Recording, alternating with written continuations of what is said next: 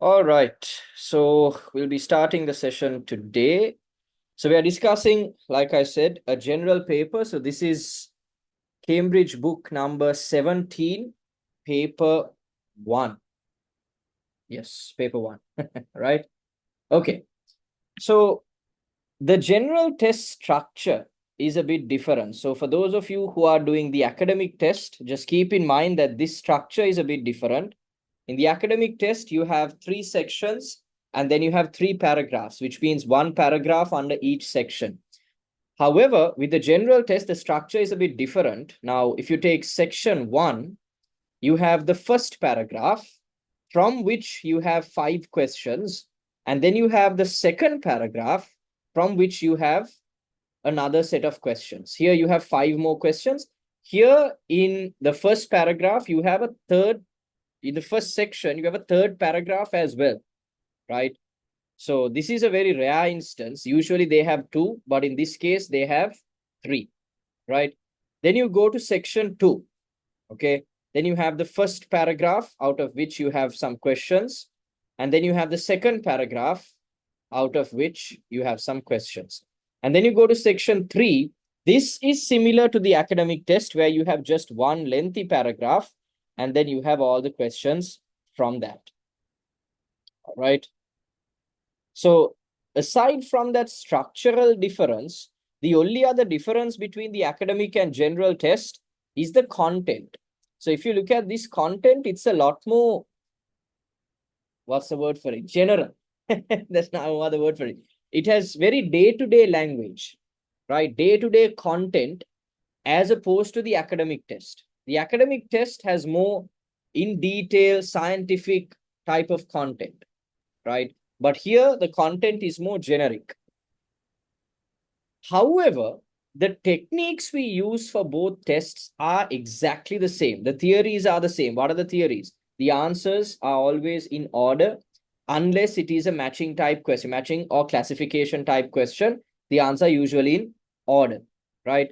And then we follow the skimming, the scanning, and the focused reading method in order to find the answers. Now, last time when we discussed the paper, I told you that before you start, you need to skim the passage, right?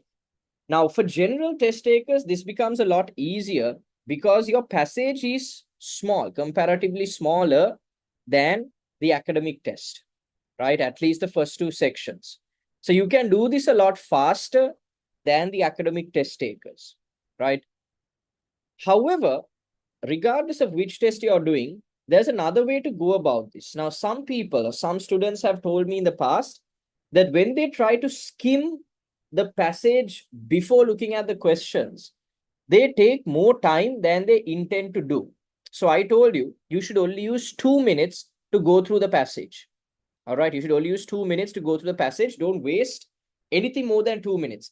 But I've had a lot of students tell me, look, when we start skimming, we start to get stressed out because the content is too much. We are going through, and by the end of 2 minutes, we have only managed to read or skim half of the paragraph.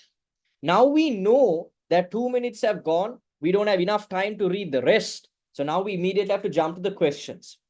That adds a level of stress into the minds of the students. Not everybody, some, right?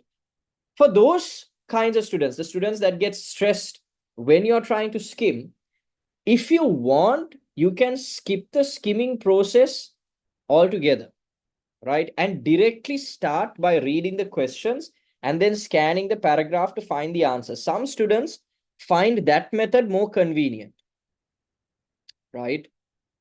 It depends on your preference, right? Some students can easily skim through the entire paragraph, identify the keywords within 2 minutes, and then come to the questions. Whereas some students find this a bit difficult. So when you're practicing, try both of these methods, see which one works for you.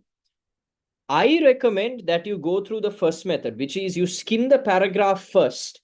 Simply because when you skim through the paragraph first, you get a small idea at least. You get a small understanding at least of what this paragraph is about, right? You at least get a small understanding what this paragraph is about. Then when you go to the questions, you can at least have an inclination. Okay, I saw this keyword somewhere here. This is where I need to go and look, right?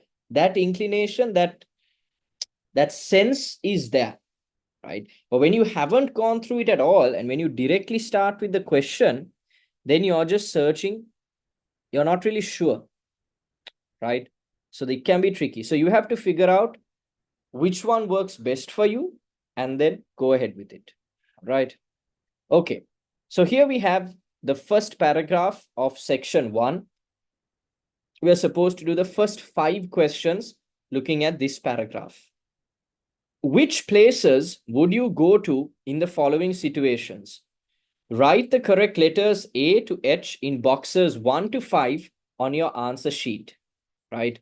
So as you can see, there is 1, 2, 3, 4, 5, 6, 7, 8 places, and you have only 5 instances, right? 8 places, 5 instances. So you're going to have to be quite careful when doing this type of question. Okay. So now this is a classification type question, right? The answers are not going to be in a particular order.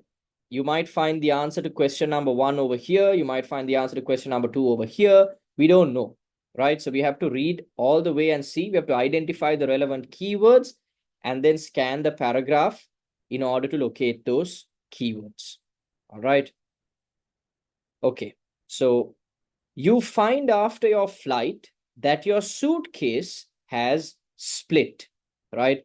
So the keywords here would be after your flight, suitcase, split. Okay. After your flight, suitcase, and split. Okay. So let's skim through the paragraph and see, scan the paragraph and see, can we find the relevant keywords, right? Luggage. Okay. That means suitcase. Are they talking about splitting? Is the suitcase breaking, tearing, splitting in some way, right?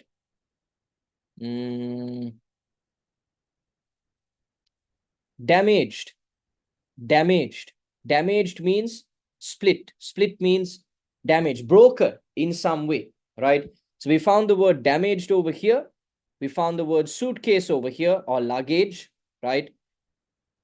So you're collecting your bags necessarily after the flight. So they haven't said after the flight necessarily, but it can kind of go into your mind that you collect your bags after the flight, right? Baggage claim usually happens at that time. So we'll read this and see. Should you require the assistance with carrying luggage, please ask at the information desk. You can proceed to the lost and found counter for advice if you cannot find your baggage or would like to report damaged baggage. If you cannot find your baggage or would like to report damaged baggage. So what is the answer? Question number 1. The answer is, what is it? Can you put it onto the chat box? C. Correct. Right? Visakya, that's the correct answer. C. So guys, you can send the answers on the chat box, right? Once we discuss the answer. Yeah. So I assume everyone got it. Lost and found counter. How did we find it? We located the relevant keywords. Suitcase, luggage, split, damaged, right? Again, damaged baggage could mean damaged suitcase. So either which way, the word suitcase is there, the word split or damaged is there. We read this part, we found the answer, right? You want to reserve a room at a transit hotel. Transit hotel would be, it's not exactly a fixed keyword, but you can't really think of another synonym for it. So this should ideally be there, right? Should be the same. Okay, so this is the best keyword that we can look for. Transit hotel. Hotel reservations is here. Transit hotel. These counters do not handle the transit hotels. For these, go to the reception desk on level 3. Easy answer. What's the answer? What is the answer? That is correct, right? G. G is the correct answer, right? You want to reserve a room at a transit hotel. Transit hotel is over here. You reserve it with the reception desk or at the reception desk, right?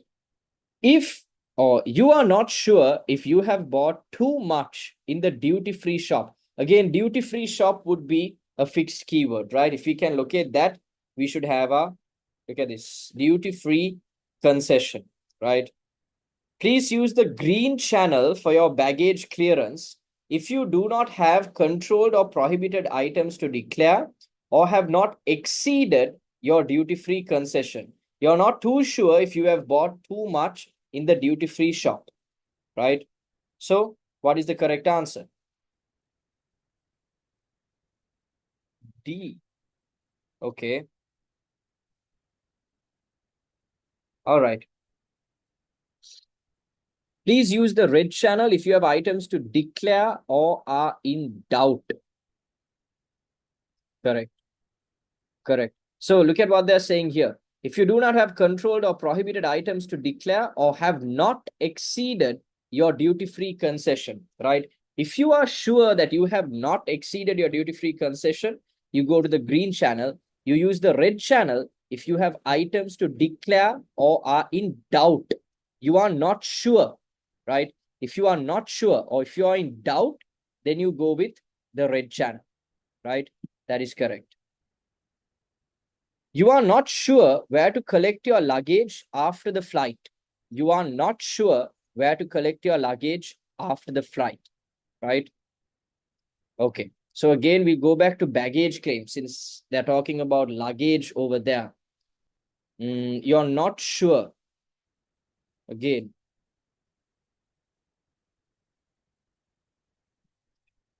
you are not sure where to collect your baggage after the flight, right? Where can we find the answer to that? Right. Okay. The allocation of your baggage claim belt, right? You can refer to the flight information television screens on level 2 for the allocation of your baggage claim belt. So you need to check the information television screens in order to see where your baggage is going to be. So if you're not sure, you need to check the flight information television screen because it is on that screen that they're going to have the baggage claim information, right? So what is the answer there? Some of you have put different answers. Someone has said F, someone has said A, someone has said H. H is definitely not the correct answer because you're saying, okay, you're not too sure where to collect your luggage after your flight, right? So where do you have to go? Look at the question clear, right? Which places would you go to in the following situations? You're talking about a place, right? So if you are not sure where your luggage is, you can't go to the baggage claim belt because baggage claim belt is where the baggage is. If you don't know where that is, you can't go there, right? Some of you have said information desk. Some of you have sent the answer A. Again, it's not the information desk that you go to find where the baggage is, right? Where is the information desk here?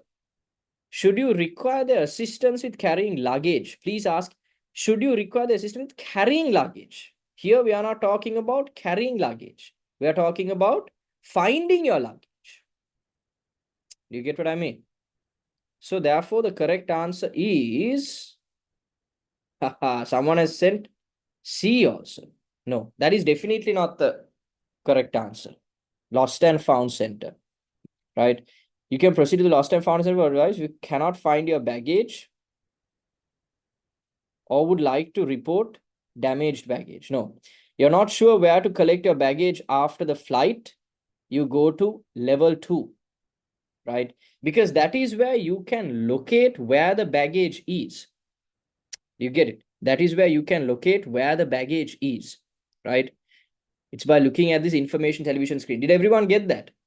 Harshini, do you get that? Diana,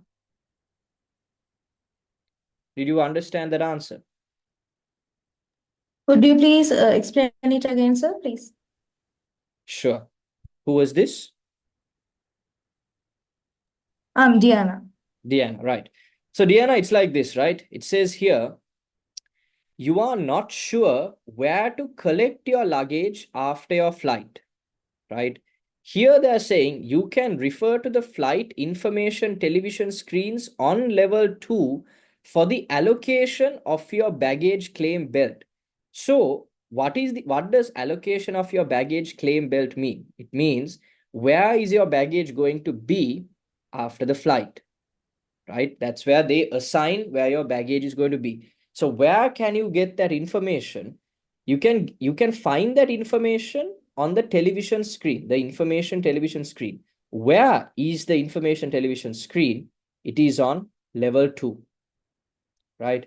It is on level 2. Now, what is the answer that you had sent, Diana? You had sent A, which is information desk. Here, now the reason information desk is incorrect is they're clearly saying, should you require their assistance with carrying luggage?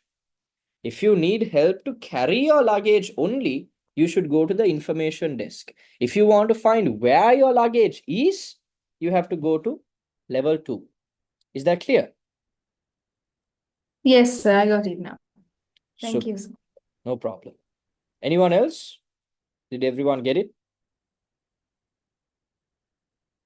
This one you should be able to find easily because we emphasized it again and again. You need someone to help you with your suitcases. Quickly put the answer. Yes, correct.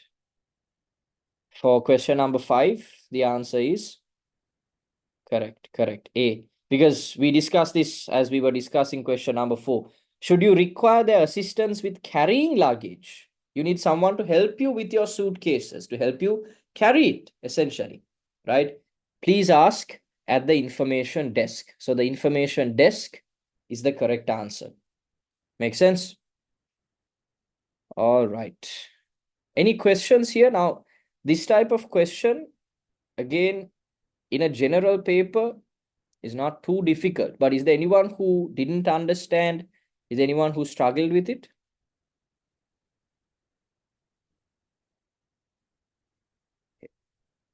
I'm going to take that as a no.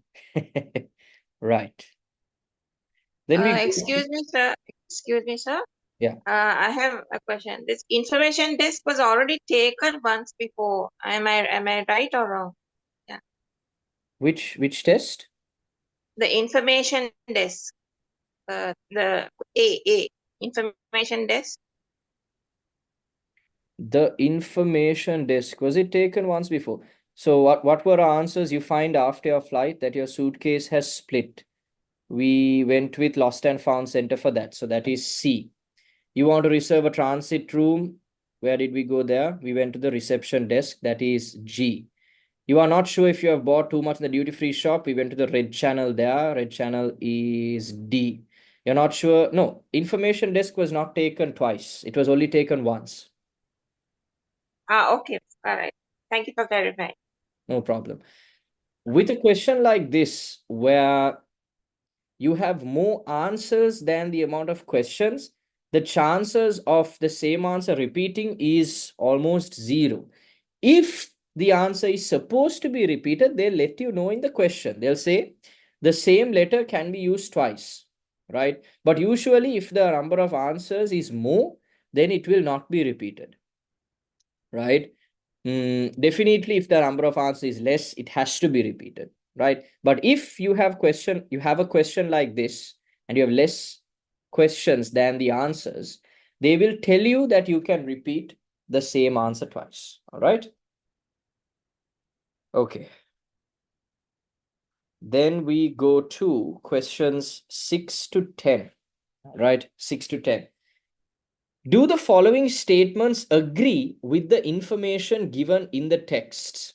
In boxes 6 to 10, write true, false, or not given, right? So again, some of you have told me that true, false, and not given type questions are a bit tough. So we'll discuss this and see. One thing to keep in mind, and some students have asked me this before, when you're answering true, false, not given type questions, don't ever put TFNG. Do you get it? Don't ever put TFNG you always have to say true or false or not given, right? If you put TFNG, that is incorrect.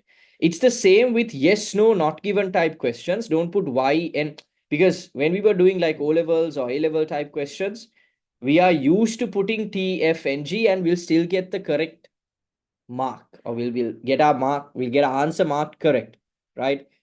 With this IELTS exam, you can't do that. So if it's true, you have to write true. If it's false, you have to write false. If it's not given, you have to write not given in full. Okay. I hope that's clear. All right. Everyone is obliged to pay 3% tax on goods they bring to Singapore. Everyone is obliged to pay. So here we have a number, right? Here we have a number. So this number is definitely going to be there, right? Because it is a fixed keyword. I told you, proper nouns, dates, numbers, scientific terms. All of these are fixed keywords. So this is a number, right? 3%. 3%. That's the easiest thing to locate. Everyone is obliged to pay 3% tax on goods they bring into Singapore, right? A 3% GST, what is GST? Does anyone know what GST means? Can you put it onto the chat box if you know?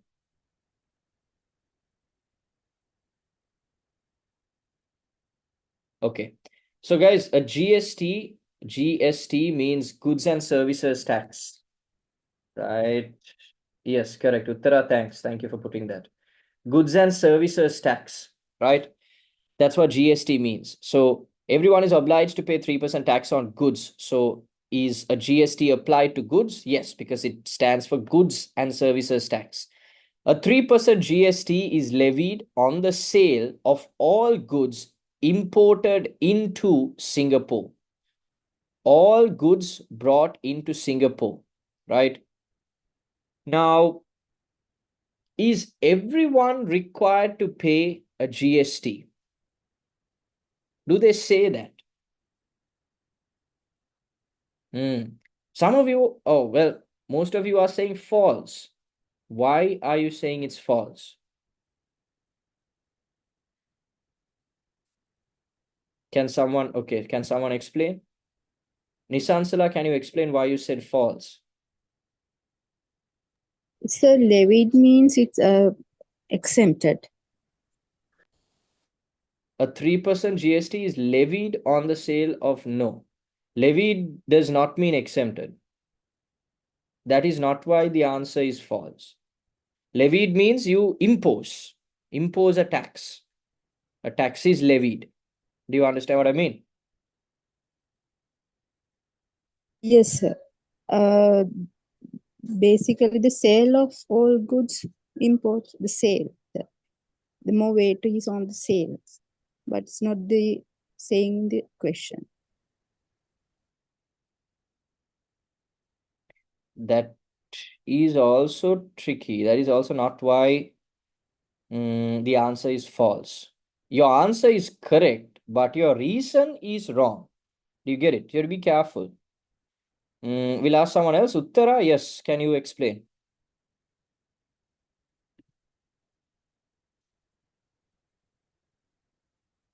Uttara. Jeminica, can you unmute and explain so that everyone else also will understand why? Yeah, it says if you are a visitor returning citizen or permanent, so they are telling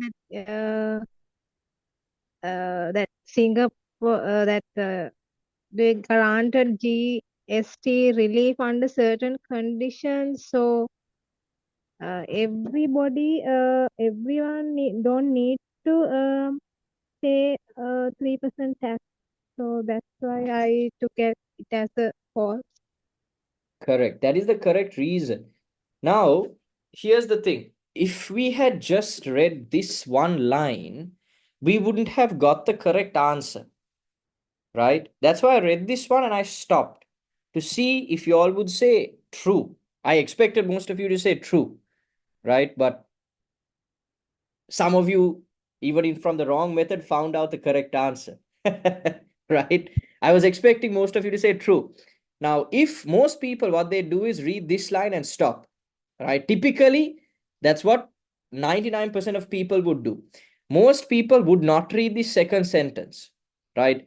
If you read the second sentence, you understand if you are a visitor, returning citizen, or permanent resident of Singapore, you may be granted GST relief under certain conditions. So, is everyone obliged to pay 3% tax on goods?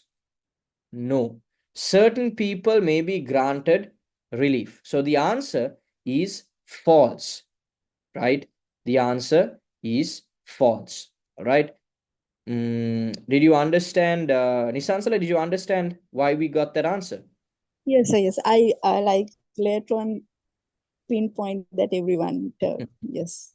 Yeah, good. So remember, levied means imposed, right? In the future, just keep that in mind. You can only reclaim tax on purchases made in certain shops. Reclaim tax, right? That means we can ask the tax back, right? Made in certain shops. Now, with true, false, not given type questions, be very, very careful about like very small words. For example, certain shops. You can only reclaim tax on purchases made in certain shops. All right. So we'll check that and see. Reclaim tax. Reclaim means refund, right? Refund at certain shops. Okay, we'll read this part and see. As a tourist, or you can, here again, we have the word refund here, right? As a tourist or visitor, you can apply for a refund at customs of the 3% goods and services tax on goods purchased during your stay in Singapore, provided you shop at stores at tax-free shopping logo. So what does that mean? Only certain shops, only a specific brand of shops, a specific type of shops. If you shop there, you can reclaim this 3% tax on goods. So is that true or false? Iranga has said not given. Iranga, why did you say not given?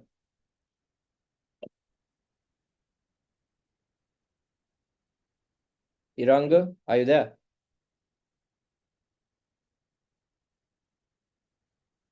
Don't worry, right? I mean, I want to understand why you gave that particular answer, just so I can, you missed the second paragraph. Okay, that's fine. So read forward and see, right? Because clearly there's a continuation of this sentence. It doesn't end here. You can apply for a refund on goods purchased during a stay in Singapore, provided you shop at stores with tax-free shopping logo. You can only claim tax on purchases made in certain shops. All right, it's a fairly obvious answer, right? So the answer is true, right?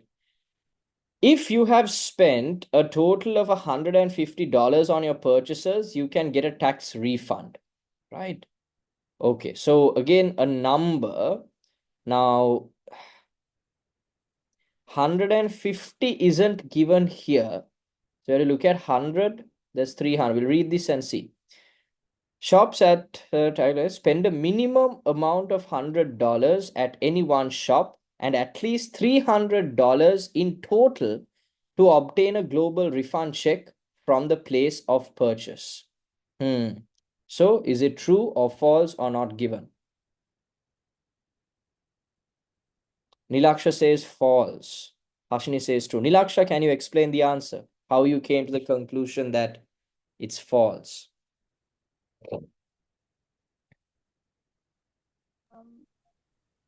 So here it says that at least 300 Singapore dollars in total.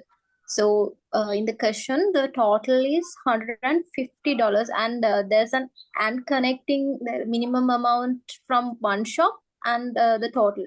So and means like both conditions must be met. So that's how I came to the conclusion. That's 100% correct. Here it says, now where a lot of people would get confused is they say, spend a minimum amount of $100. So when people see, $150, yes, we can get the total refund, or we can get the tax refund. No, when you read on, you understand minimum amount of $100 at any one shop and at least $300 in total. At least $300 in total to obtain a global refund check. Here it says, it clearly mentions the word total. So I told you, with true, false, and not given type questions, it's this one word that will really throw you off. So you need to really pay attention to the key words and read it carefully to understand the correct answer. So if you have spent a total of $150 on your purchases, you can get a tax refund. Spend a minimum amount of 100 Singaporean dollars at any one shop and at least $300 in total to obtain a global refund check. So if you have only spent 150 in total, you're 150 short to request for a refund. So therefore, you will not get the refund. All right. Make sense, everyone? Okay. You have to reclaim your tax within a certain amount of time. When collecting your refunds, okay. When collecting your refund, you have several choices: cash, bank, check, or Changi Airport shopping voucher, which comes with an additional 10% in value. Please know that a handling fee will be deducted from the GST amount for the refund service. You have to reclaim your tax within a certain amount of time. What is the correct answer for that? Now, don't look anywhere above this, right? You can only look at these two sentences. Can you find the answer in those two sentences?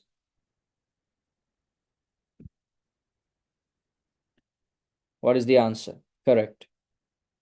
Correct. Not given, right? Not given.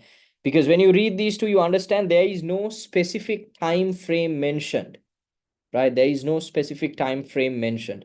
So you can reclaim your tax at any point, right? There is no specific time frame, right? So the answer is not given, not given, right? You will be charged a certain amount for administration when you get the tax back, right? So the answer has to again be in these two sentences, right? You'll be charged a certain amount for administration when you get the tax back. A handling fee will be deducted from GST amount for the refund service. Therefore, the answer is true. That's correct, right? The answer is true. All right. Okay, clear? Any questions? Ashan, did you understand everything? Yes, sir. Everything clear, right? Yeah. Okay. Right. Then we go to a sentence completion type question. No more than 3 words. So we can write 1 word, we can write 2 words, we can write 3 words. We can't write anything more, right? The Singapore Marriott Hotel is described as an blank. Singapore Marriott Hotel is right here, right? Described as what? This eye-catching landmark has a distinctive Chinese-styled green roof and red pillars. What is the answer? The answer is there. What is the answer? They have described it as something in these two sentences. This sentence has nothing of value. The route begins just opposite the Orchard MRT station at the Singapore Marriott Hotel. This eye-catching landmark has a distinctive Chinese-styled green roof and red pillars. Correct. Nilaksha, Ishini, yes, that's correct. Eye-catching landmark. So the Singapore Marriott Hotel is referred to as this eye-catching landmark. So you can write 3 words, you can write all 3 of them. Eye-catching landmark. All right. The land that Tang bought was located opposite a blank. Tang. Immediately you see the fixed keyword. The land that Tang bought was located opposite a, right?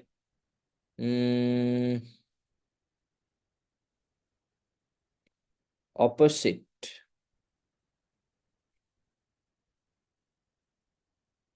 Faced. that's a similar word or a synonym to the word opposite. Now, usually a lot of people would assume the answer would be in the first 2 or 3 sentences, but you need to read on until you find a correct keyword. So Tang is again located here, right? The plot faced a cemetery which is consolidated a bad omen in Chinese culture, right? Okay. Faced what? Faced a cemetery. That's correct. Faced a cemetery. Do you get it? The plot faced a cemetery which is consolidated a bad omen in Chinese culture. All right. The blank of the new Tang building is very similar to that of the original building. Tang again. Original building. I'll read this and see. Even when the original building was torn down in 1982 to give way to the present superstore and skyscraper hotel, so that's the new building, it retained its unique Chinese architecture. Okay. What is the correct word? Yes, correct. The correct answer is architecture, right? The correct answer is architecture. All right. Even when the original building was torn down in 1982 to give way to the present superstore and skyscraper hotel, it retained its unique Chinese architecture. All right, good. Access to several blank at the Singapore Airlines Service Center means you don't need to wait for assistance. Singapore Airlines Service Center, that should be there as a fixed keyword. Singapore Airlines Service Center. All right. You don't need to wait for assistance. We'll just read that part and see. Apart from a wide range of shops and restaurants, there is also a Singapore Airlines Service Center to facilitate bookings and offer information to tourists. Also available are a number of computer terminals for self-booking. So you don't need to wait for assistance. Correct. That is the correct answer, Ishini. Anyone else? Anyone else sending the answer? All right, good. Well done. Computer terminals, right? Computer terminals is the correct answer. So there were also available are a number of computer terminals for self-booking. So you don't have to wait in line. You don't have to wait in assistance. You can do it by yourself. All right, you can do it by yourself. Again, quite easy. All right. Anything else that you didn't understand or anything you didn't understand in this section? Ashan, all clear? Anyone else doing the general test? Hopefully not tomorrow. Ashan, all clear? All good? Yes, sir, I did the paper also in the morning. So how much? I got full You got full mark? last. 40 out of 40? Yes. No. Then? Only for this question. Okay. How much did you get in total? It's 26. 26. Oh, you got 14 out of 14 for part 1. And then then you need to work on part 2 and part 3 quite a bit. Yes. All right. Okay, then we look at part 2. Anyone else has any other questions or problems? Anything you didn't understand? Okay. Questions 15 to 20. Complete the sentences below. Choose only one word from the passage. Right. So again, a sentence completion type question. Many job applicants do not dare to reveal in a CV what their real blank is. Right. What their real blank is. Okay. What is the correct answer there? CV. Again, CV. So CV has been repeated quite a number of times. Most job applicants do not dare to reveal in a CV what their real blank is. This is a tricky one. What do you think the answer is? It's a tricky one. Good. Nilaksha, Vishakha have got the answers. Good. How did you get the answer? That is the correct answer. How did you get it? Nilaksha, can you explain? Yes, sir. At the end of the first paragraph, it says it's almost as if the majority of job seekers are afraid to let their own personality shine through. Correct. What were the Yes, keywords sir. you latched on to? So nothing specific. What I thought was, like what I followed was that day you asked us to read the first sentence and the last sentence. So that's how I kind of pinpointed at the personality. Here, the main keyword is many job applicants, right? If you're going keyword wise, the keyword is many job applicants. Majority of job seekers, right? Majority of job seekers. So that was not there anywhere here. Majority of job seekers were afraid to let their own personality shine through, right? So the answer is correct, personality, right? The way you come to the answer can change, that's fine, but the answer is the same, right? But the keywords here, many job applicants and CV. All right. Someone has given a wrong answer. Nisansala, how did you come to the conclusion that it was career? Sorry, sir. I thought it was because it's mentioned as only one word. I thought of it's a career history. So based on that instruction, I got as a career one word. Likewise, everyone's career history is also unique. No. So, see, there has to be at least one or two of the keywords where the answer is in the context of the answer. Do you get it? So you always have to look for those. Now, in this case, it says everyone's career history is unique. It's individualized. It's special. Why is it then that a great many CVs are mostly descriptions of past jobs or standard CV templates and give away very little about the individual behind the CV? So again, it has nothing to do with the career history. You get it? So here there's a very clear keyword. Many of the job seekers are afraid, do not dare to reveal what their personality is or their personality shine through. Do you get it, Nisansala? Yes, sir. Yes. Right? If applicants do not include what makes them distinctive, their CVs are likely to appear blank to the reader. If you all were to guess this answer, it would be something like what? Don't look at the paragraph, just if you guess. If applicants do not include what makes them distinctive, their CVs are likely to appear, you could say, boring. Yes, correct. Nilaksha, we don't know if that's the correct answer, but if we guess, we can just come to the conclusion, okay, it has to be something along the lines of boring, repetitive, right? Mundane. Those can be words that might be the answer, but we don't know, right? So we'll check and see. If applicants do not include what makes them distinctive, their CVs are likely to appear blank to the reader, right? Okay. Stand out. You want your CV to stand out, and yet at the same time afraid of saying anything that makes you stand out. Your CV will be dull and will be swiftly passed over by the employer. So we guessed it as boring. There's a similar word in this paragraph somewhere in this section. Can you find it? Can you find it? Yes, correct. Ishini, that answer is correct. So we guessed boring, we said mundane, we said repetitive. One word we missed out, they have given here, which is dull. That is correct. Dull. Dull means boring. All right. Your CV will be dull and likely to be swiftly passed over by an employer.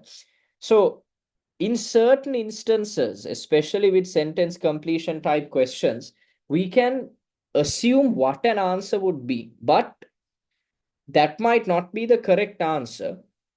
There might be a synonym for it. Right now, here there can't be anything other than boring. There can't be any other word other than boring.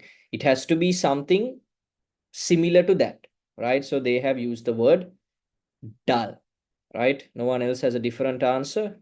Good. All right. Applicants need to find ways to define the blank that make them do well in their work. Need to find ways to define the blank that makes them do well in their work. Okay. Define. Need to find ways to define. It's about choosing the words that describe the qualities that drive your success. To define your personal brand, define is here. To define your personal brand, as marketers might say, this isn't about making unsupportable statements. It's about choosing words that describe the qualities that drive your success. In short, what makes you good at your job? Okay, so the answer is here. What is the correct answer? Applicants need to find ways to define the blank that make them do well in their work. Correct, correct. Jeminica, your answer would be incorrect. Why did you go with success? Also, actually, I found it later, so that's why I guessed the first word that then I got that one. Okay, be careful, right? Don't don't suddenly find an answer and immediately write it down. Just always double check. Okay, is this the correct answer? Do you get what I mean? So the answer is qualities. It says it's about choose words Yeah. that describe the qualities that drive your success, right? Success in this context is make them do well in their work. What makes you good at your job, right? You describe the qualities that make you good at your job, right? Okay. It can be helpful for applicants to try to base a consideration of themselves on the blank of others. It can be helpful for applicants to base a consideration of themselves on the blank of others. Okay. So other people is what we're looking at. Others. Different people. It involves the ability to see yourself from different people's viewpoints. We are trying to base our consideration of ourselves. We are trying to see ourselves from other people's viewpoints. So what's the correct answer? Viewpoints. That is correct, right? It involves the ability to see yourself from different people's viewpoints. All right? Viewpoints is the correct answer. Good. Requesting the input of a dependable blank can help an applicant work out their own good points. Requesting the input of a dependable blank can help an applicant work out their own good points.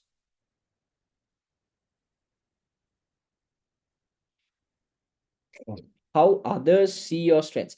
Asking a colleague that you trust is also a good way to find out how others see your strengths. So strengths is good points.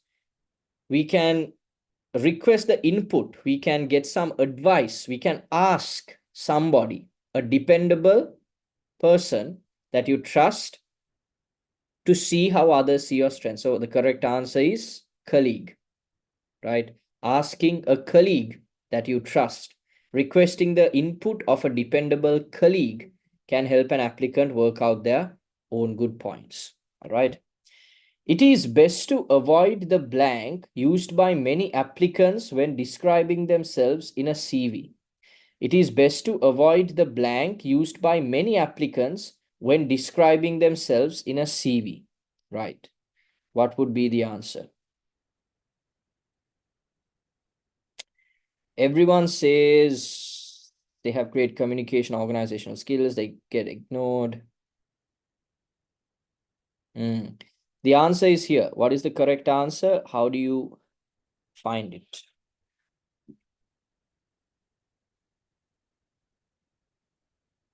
Anyone?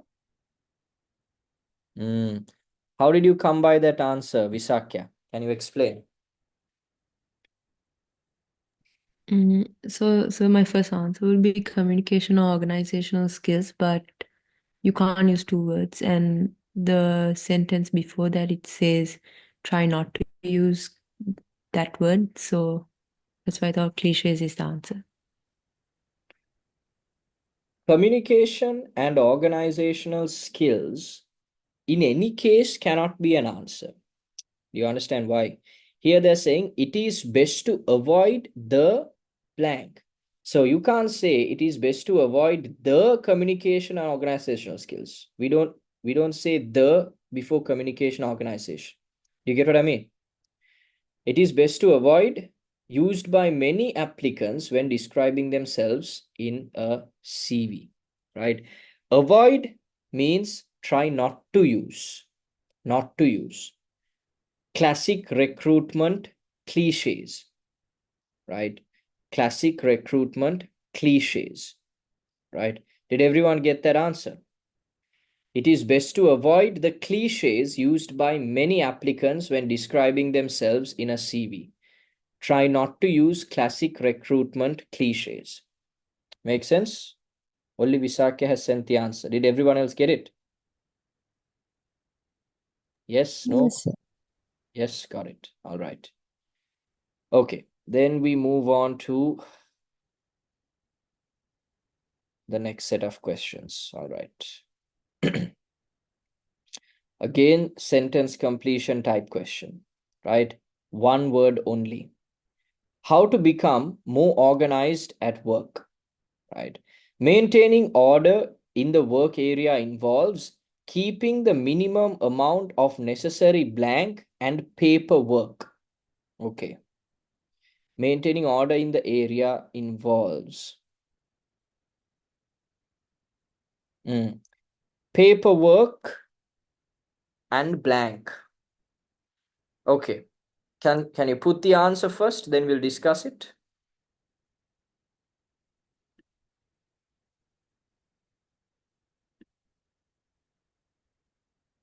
Correct. That is the correct answer. So paperwork means documents cut down to restore order. Right? If you read from here, don't underestimate time lost or stress caused from an inefficient working environment. To restore order, cut down documents. Documents is your keyword. Paperwork, documents, and stationery to the bare essentials. Right? So stationery and paperwork. Right? Restricting the number of personal blank on the work surface. Restricting the number of personal blank on the work surface. So again, we can guess, right? We can say personal accessories, personal photos, personal belongings. That kind of word can be the answer, right? Yeah, what we guessed is the correct answer as well. Nilaksha has said yes, photos, right? Restricting the number of personal photos on the work surface. One or two carefully selected photos to make your desk feel like home are fine, but avoid too many. Avoid too many. Restrict the number of personal photos on the work surface, right? Deciding on sensible blank for things that are needed regularly or hardly ever, right?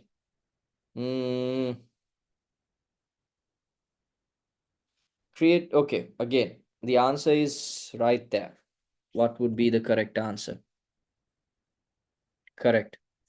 Create locations where you will keep your work materials to make retrieval easy. Do this logically based on where you tend to use the items. For example, store spare copy paper near the printer, right? Deciding on sensible locations for things that are needed regularly or hardly ever. So you select locations, you create locations where you keep all your work materials to make retrieval easy. Retrieval means if you're using something regular, you should be able to pick it up easily, retrieve it easily, right? So locations is the correct answer, all right? Placing containers on the desk identified by blank to organize ongoing paperwork. What would be the correct answer there? Placing containers on the desk identified by blank to organize ongoing paperwork.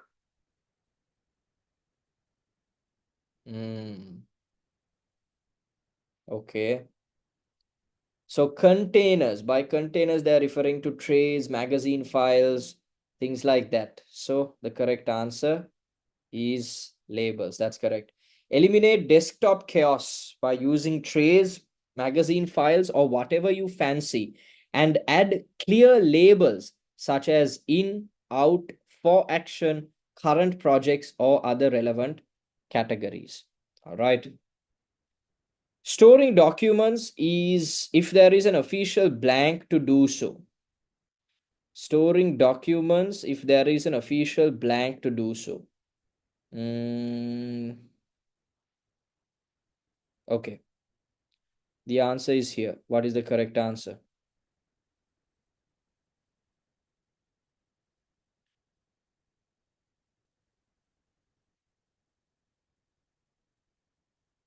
What is the correct answer? Storing documents if there is an official blank to do so. If you guess the answer, what is it? Storing documents if there is an official reason to do so. If there is an official need to do so. What's a synonym for reason or need? Correct. Requirement. Ask, do I know of a tax or legal requirement for retaining it? Why would this be important to me in the future? So again, like you can guess what the answer is going to be and then try to find a synonym for that, right? It's a tricky way. I mean, you have to be a bit on the ball. You have to be a bit, you have to think a little on your feet to find the answer, to guess the answer, right?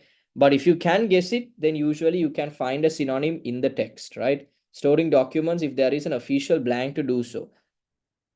Ask, do I know of a tax or legal requirement for retaining it, right? Planning ahead is important because in general, it will improve the employee's blank on work. In general, it will improve the employee's blank on work. Okay. Plan your work, planning ahead. Time spent planning saves untold hours of execution. Implementing regular planning strategies will sharpen your focus, thereby keeping you on track with your work. In general, it will improve the employee's blank on work. What is the answer? Correct. Focus. Focus is the correct answer. Implementing regular planning strategies will sharpen your focus. All right. Will sharpen your focus. Thinking about the next day's work, ensure important blank are given due attention. Again, if you guess, thinking about next day's work, ensure important, we could say tasks, right, are given due attention. Ensure important. What else can we say if we guess and not look at the actual answer? Tasks, we could say, we can't say work. Tasks should be the answer. We'll see. They should have a synonym.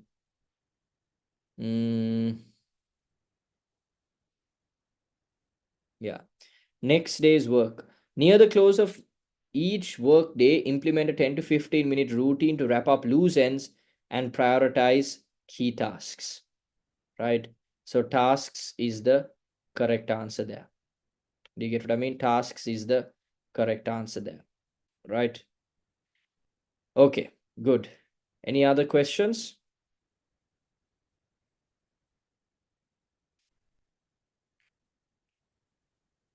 All right. Now we come to a tricky one, right? Which is matching headings. All right. We come to matching headings. Okay, so section A, B, C, D, and E. Those are what we are looking at. So again, if we look at the keywords of each one, right? If you look at the keywords of each one, a controversy over two versions of an invention. Two versions of an invention. A controversy, that means a disagreement over two versions of an invention. The need to mine deeper for good quality coal. The need to mine deeper for good quality coal. Growing awareness of the need to improve conditions for miners. Growing awareness of the need to improve conditions for miners. A new danger caused by developments in mining. The impact of poor air quality in mines on miners' health. Early attempts to provide lighting without flames. A demand by miners for new technology. A person whose work never received full recognition. Okay. So section A, let's read the first sentence. Coal has been used as a source of fuel for 5,000 years, but for most of that time, it was probably gathered from places where it was exposed on the surface of the ground. Thereafter, coal production increased steadily and it gradually replaced charcoal and wood as a source of heat and energy.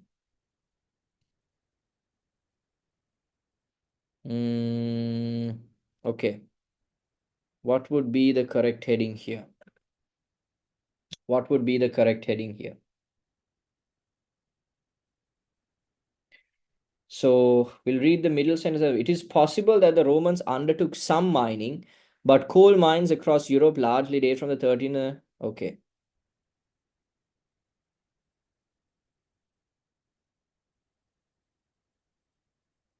All right. What's the correct answer here? Can anyone figure it out? It's a tricky one.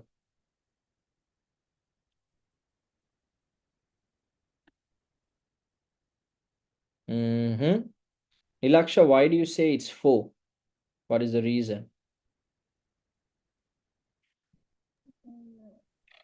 So in the in paragraph A, there's a kind of a subparagraph next to it. So there it says that something about a fire damp and how it caused accidents. So that is why I picked answer 4. The first known major fire damp explosion, which killed 99 people, took place in Belgium in 1514, and as new technology was used to mine at increasingly deep levels, the problem got worse. Right. A new danger caused by developments in mining. So what was the new development? Or what was the new danger, rather? The first known major fire damp explosion, right? As the new technology was used at increasingly deep levels, this problem got worse, right? 4. A new danger caused by developments in mining.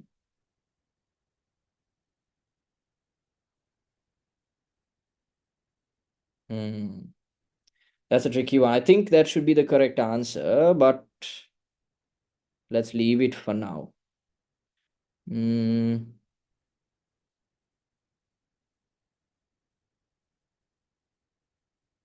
We'll see.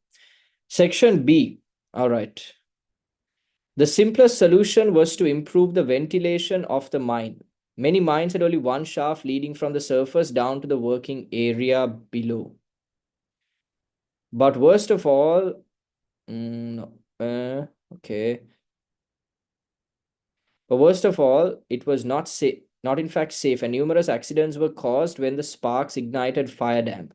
Nonetheless, it was considered to be the least dangerous form of lighting at the time. Okay. Just skim through the middle as well. Okay. What would be the correct answer there?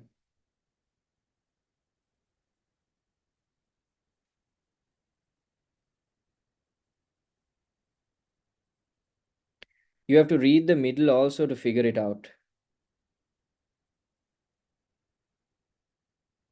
Someone saying 6. 6. Okay. Good. 6 is again the correct answer here. How did you get that answer? Vishakya, can you explain?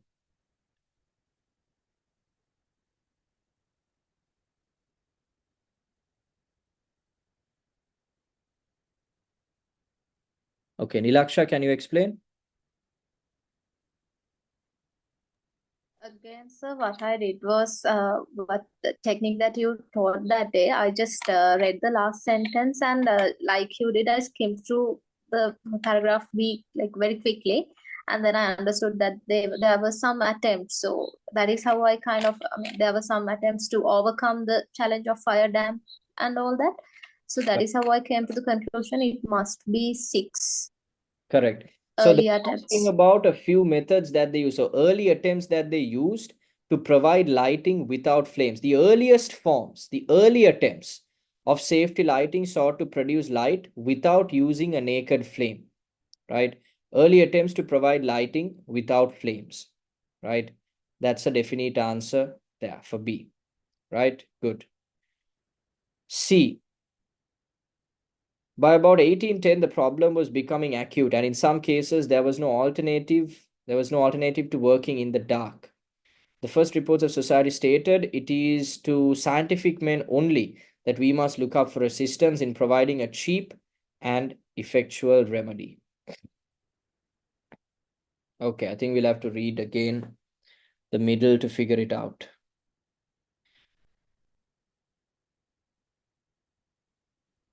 Some minors.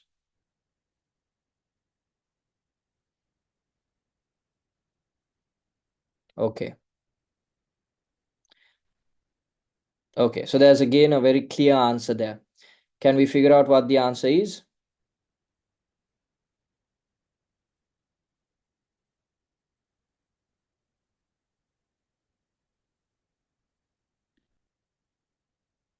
That is correct. Growing awareness of the need to provide conditions for minors, right? After 92 men and boys were killed in 1812 by an explosion at Felling Colliery in northern England, several professional people took action and a society was set up to raise funds for the discovery of new methods of lighting and ventilating mines, right? So there was growing awareness of the need to improve conditions for minors, right? Again, this whole paragraph, not just those lines, but overall, they're just talking about this particular heading. All right, growing awareness of the need to improve conditions for mines. Good. Section D. As the leading chemist of the day and an expert on gases, Sir Humphrey Davy was a natural choice for whom to seek help, and he was approached by the society in 1815. However, a week prior to David's presentation, an engineer called George Stephenson had independently designed and demonstrated a lamp based on the same scientific principles. After much discussion and argument, he was eventually recognized as deserving equal credit for the discovery, but the time needed for this recognition to be given meant that the miner's safety lamp had already been given the Davy lamp, and it is called that today. All right, that's again a very clear answer. What's the answer there?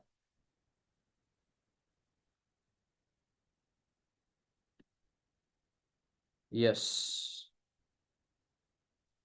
A person whose work never received full recognition. It could be that a controversy over two versions of an invention.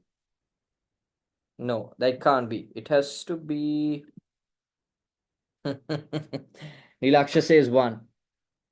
All right, Nilaksha, why do you say 1? Actually, sir, I picked 8 first, and then I read the next paragraph, and that in there they were talking about someone else called Clanny, and then I understood that he's the man deserving the credit. I mean, if you went through that paragraph, you'll see. So I then came to the conclusion that it must be first answer. Very good.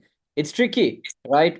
Even myself, I would go with 8, right? For paragraph D, I would have easily gone with 8, right? So most of you have gone with 8. If you read paragraph E, right? After reading paragraph E, we'll see.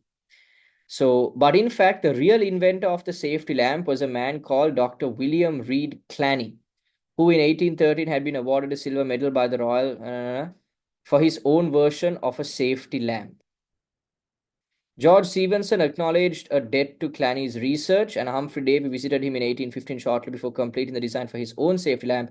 But to this day, here's the line. But to this day, Dr. Clanny remains a forgotten hero, right? So this line directly correlates to this.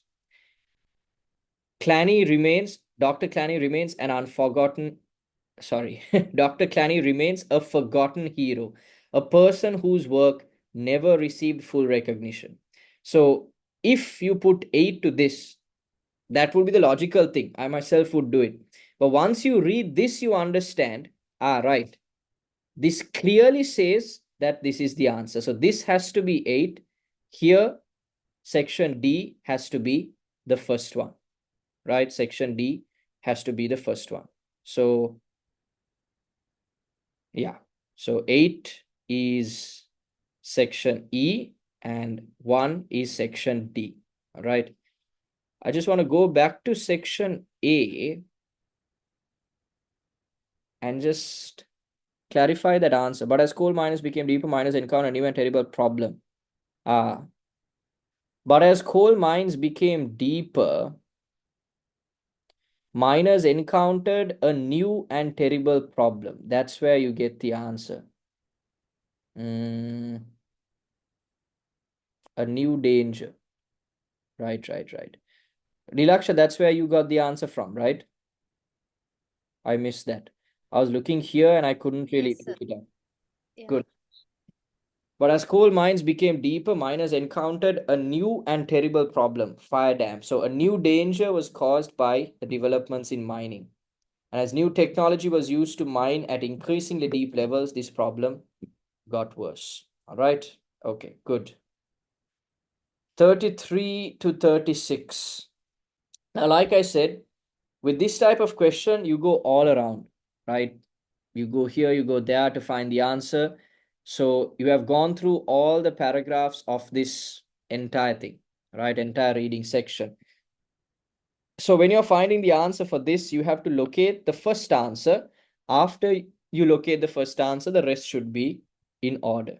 All right. Coal mines in Europe only really developed from the 13th century. As they became deeper, the methods used for lighting them created a risk of blank due to the presence of fire dam. Right. 13th century. Here we go. As they became deeper, the methods used for lighting them created a risk of blank.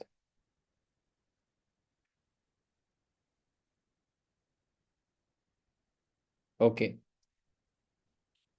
What's the correct answer there? There's a clear answer, a clear word.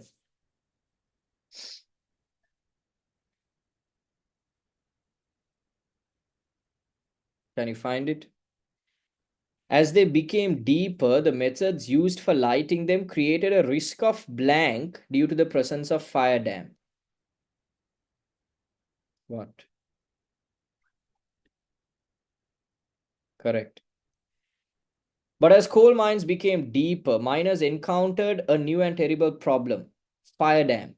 This was a natural gas principally consisting of methane that exploded on contact with a naked flame. The first known major fire damp explosion, there's the answer, right?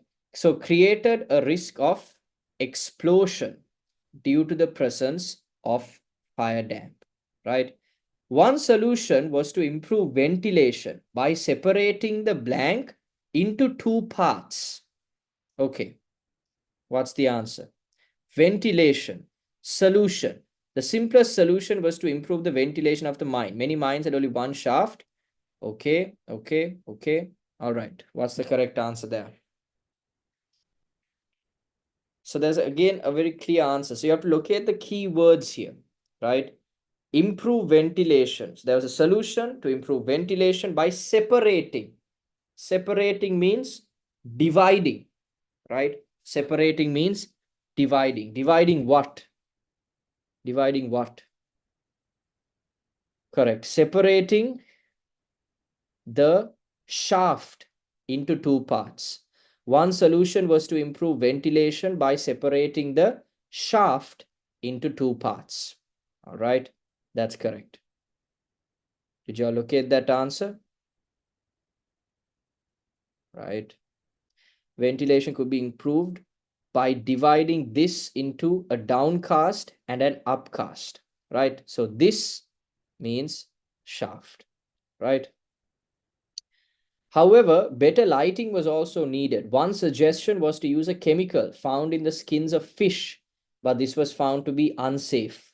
Another possibility was a device which created blank, as it was believed these would not ignite the gas. Okay, fish, that's where it's here, right? Phosphorus, which emits a light in the form of, okay, unfortunately for highly toxic, flammable and cancer, okay, right? An alternative device, okay. So this alternative device means another possibility. Alternative device means another possibility, right? Which was created blank, okay. So what was this alternative device? What was the alternative device?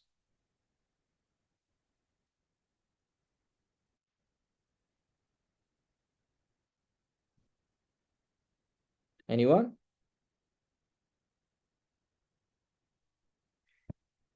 Another possibility was a device which created blank, as it was believed these would not ignite the gas.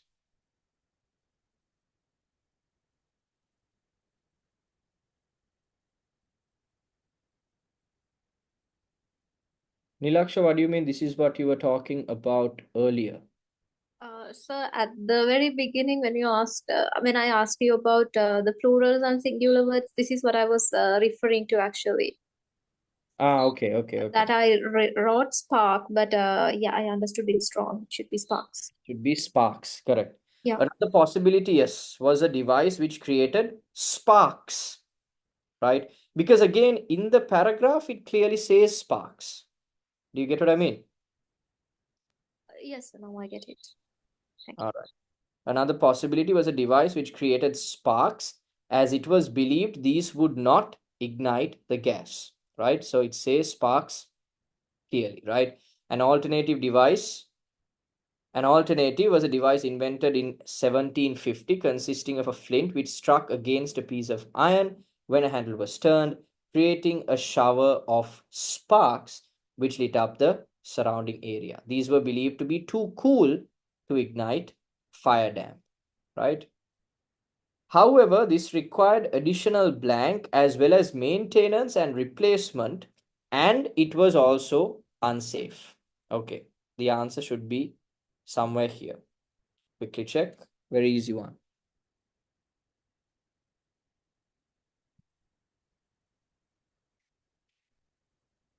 Correct. Nisansala, yes, that is correct. The device had major drawbacks. Extra manpower had to be used to operate it continuously, and it also required regular maintenance and replacement. Maintenance and replacement required additional manpower. Manpower. All right. Okay, good. The last set of questions, MCQs. What does the writer say about mine owners in 1810? 1810. Okay. What does the writer say about mine owners in 1810? Go through all the answers first. Figure out the key words. Most of them disregarded safety issues. They were criticized for conditions in the mines. Most of them used unfair pressure to keep the mines open. They were unaware of how dangerous the mines were, right? Okay.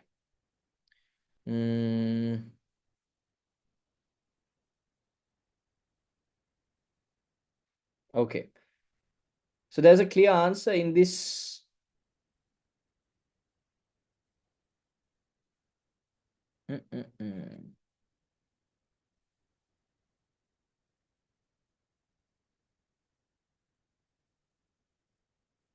Yeah. There's a clear answer in this first paragraph itself. Can you find the correct answer? What does the writer say about mine owners in 1810?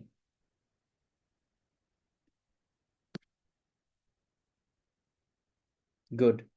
Iranga Nilaksha, that is the correct answer. Most of them disregarded safety issues.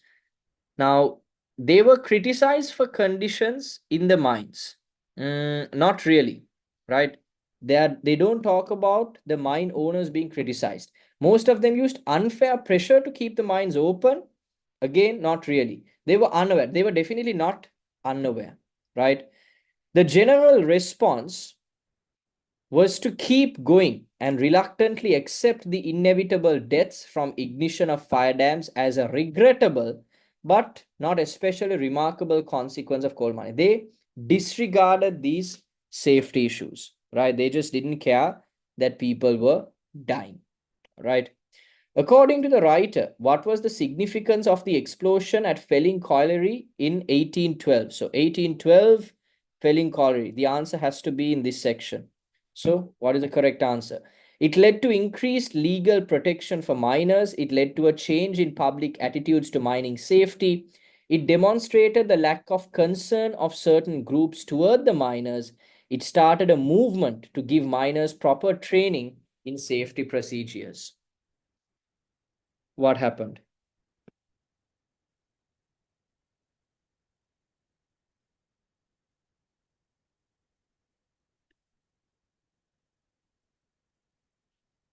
Okay, someone says D. It started a movement to give miners proper training in safety procedures.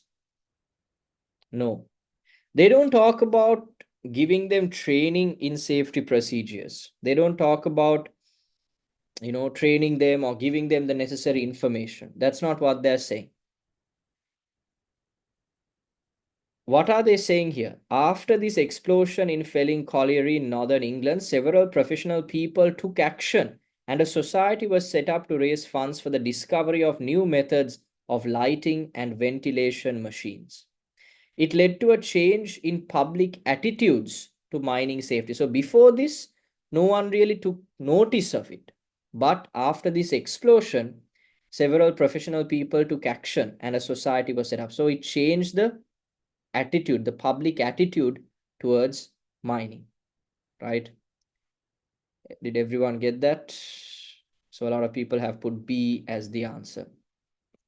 The lamp presented by Davy was safer than previous methods of lighting because its flame could not remain alight for long, did not get large enough to ignite the fire damp, did not have any contact with the air, could not pass beyond the mesh screen. So Humphrey Davy, right?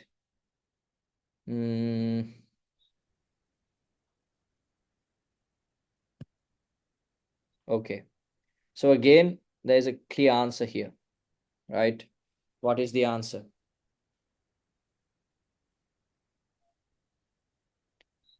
They have certain keywords, the exact keywords. Can you find it? It's in this section.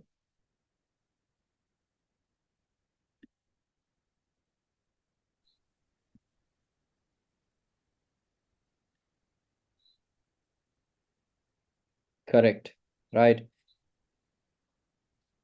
He was the inventor of the first miner safety lamp, in which the flame was enclosed by a mesh screen containing very small holes. Air could enter the lamp through the holes, but they were too small to allow the flame of the lamp to pass through them and ignite any fire damp, right? So it could not pass beyond the mesh screen, right? It could not pass beyond the mesh screen. That is why it was safe. What does the writer say about Davy and Stevenson? What does the writer say about Davy and Stevenson? Davy refused to accept Stevenson's work as it had not been fully trialed. Davy insisted on the safety of the lamp being named after him rather than Stevenson. Stevenson claimed Davy's work was based on false principles. Stevenson produced a working example of a safety lamp before Davy. What's the correct? That's an easy one. I think we easily picked up on that. What does the writer say about Davy and Stevenson? Yes, Nilaksha, you're correct. Anyone else? Yeah. A few weeks prior to Davy's presentation, an engineer called George Stevenson had independently designed and demonstrated a lamp based on the same scientific principles. All right. So D is the correct answer. Stevenson produced a working example of a safety lamp before Davy. All right. Okay. So with that, we are done with the test today. So guys, I hope regardless of whether you are doing the academic or the general, you got some value from this, because again, we discussed the fundamentals. We discussed identifying the relevant keywords, locating it in the paragraph, and then finding the answers. All right. So the fundamentals don't change regardless of the paper you're doing. So it's important to keep in mind, Ashan, especially you, since you're doing the exam tomorrow, the method you go about finding the answers is the same. You locate the keywords, you search for it in the paragraph. So depending on the question type, so for example, if you're doing a matching headings type question, the way you go about it is a bit different. You go through all the headings, you underline the keywords, you try to find it in the paragraph, right? But a sentence completion type question, all you're doing is searching for the keywords. True, false, not given, same strategy. All right. So I hope you got some value from this, guys. Again, please let me know what you thought of the session on the group. If you have any critical feedback, still do let us know so that we can work on it. But I hope you got some value. I hope you learned something from the session today. In the next session, in the next video, we are going to cover listening. We're going to cover 2 listening tests. All right. All right. So any questions you have before we wrap up the session today?